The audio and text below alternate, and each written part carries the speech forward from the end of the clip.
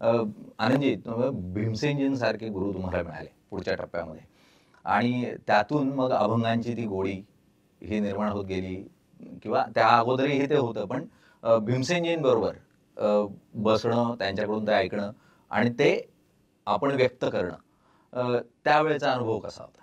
भीमसेनजी, मी नेहमी सांगतो की ते जेवढे चांगले गायक होते तर तेवढे चांगले गुरुही होते. मी स्वतःला भाग्यवान असा समजतो. लहानपणापासूनच मला अतिशय चांगले गुरु मिळाले.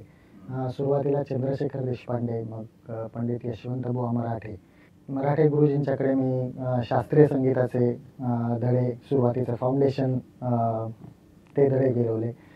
देशपांडे सरांच्याकडे बालगंधर्वांची गाणी शिकलो आणि मग भीमसेनजींचं गाणं खूप पहिल्यापासून आवडत असल्यामुळे त्यांना जाऊन जेव्हा विचारलं आणि ते जेव्हा हो म्हणले शिकवायला, तर तो माझ्या सांगीतिक करिअरमधला सगळ्यात महत्त्वाचा टप्पा किंवा महत्त्वाचा क्षण आहे असं मला वाटतं. आणि त्यांच्याकडनं मी गाणं शिकलोच, पण गाण्याबरोबरच इतर खूप गोष्टी शिकायला मिळायच्या.